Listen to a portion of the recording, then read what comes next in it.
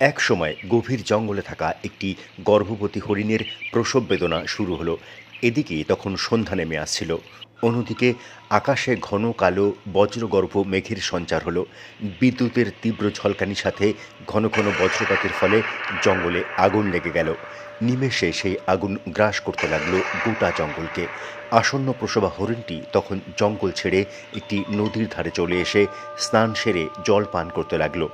নদীর জলে নিজের প্রতিবিম্বে তার মুখের উৎকণ্ঠার ছাপ ফুটে উঠছিল, যা সে স্পষ্টতই অনুধাবন করতে পারছিল। সে মহা চিন্তায় পড়ল এই ভেবে যে তাকে দ্রুত সন্তান প্রসব করতে হবে, কিন্তু তার ঘর পুড়ে গেছে আগুনে। ভাবতে ভাবতে যখন সে জল পান করছিল তখন সে তার বাঁ দিকে একটা কিছু নড়াচড়ার শব্দ শুনতে পেল। সেদিকে তাকিয়ে সে লক্ষ্য করল একজন শিকারী তাকেই লক্ষ্য করে ধনুকে তীর লাগিয়ে লক্ষ্যভেদের জন্য মনোনিবেশ করছে। সে এমনিতেই ভীত অবস্থায় ছিল, এবার শিকারীকে দেখে সে ত্রস্ত হয়ে পড়ল।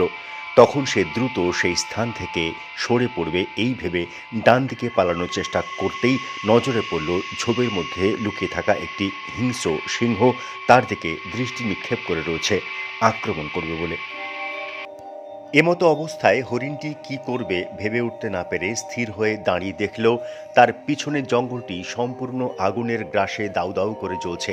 সামনে নদীটি অত্যন্ত গভীর, খরস্রোতা ও ভয়ঙ্কর কুমিরে ভর্তি। ডান দিকে হিংস্র সিংহ ও বাঁ দিকে তীর ধনুক হাতে শিকারী, অর্থাৎ মৃত্যু তার চারদিক থেকে ঘিরে রয়েছে। এখান থেকে বেরোনোর কোনো পথ নেই। হরিণটি দেখল তার জীবন বাঁচানো জরুরি, কিন্তু কোনো উপায় নেই। তখন সে ভাবল, মৃত্যু যখন নিশ্চিত তখন ভীত হয়ে কি হবে? যদি মরতেই হয় তাহলে আত্মমর্যাদার সাথেই মরব। সে খানিক শান্ত ও নির্ভীকভাবে আবারও নদীতে নেমে জল পান করতে শুরু করল ও মনে মনে ভালো কিছুর প্রত্যাশায় ইতিবাচক ভাবনা শুরু করল।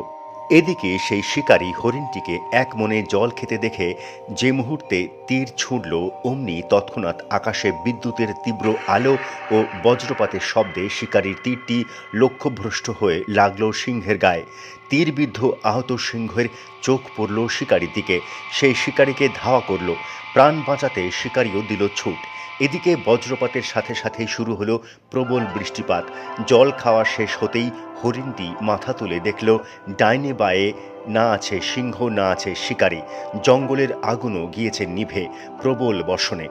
আর একটুও সময় নষ্ট না করে হরিণটি দ্রুত সেই স্থান পরিত্যাগ করে কাছেই একটি নিরাপদ আশ্রয়ে গিয়ে তিনটি ফুটফুটে হরিণ শাবকের জন্ম দিল। একইভাবে আমাদের জীবনেও এমন সময় আসে যখন আমরা চারদিক থেকে সমস্যার মুখোমুখি হই এবং সেই কঠিন পরিস্থিতি থেকে বেরোনোর পথ খুঁজে পাই না। কিন্তু মনে রাখা দরকার, সেই সময় হতোদ্যম না হয়ে সামনে থেকে ইতিবাচক মানসিকতা নিয়ে পরিস্থিতির মোকাবিলা করা উচিত, কারণ তখনই আপনি উদ্যম ও দৃঢ়তার সাথে কঠিন পরিস্থিতির মোকাবিলা করতে প্রস্তুত থাকবেন, যখন আপনার মধ্যে আশা থাকবে। আর যদি আপনি আশাবাদী হন তাহলে সব কিছুই সম্ভব। ভিডিওটি ভালো লাগলে লাইক, শেয়ার ও কমেন্ট করতে ভুলবেন না।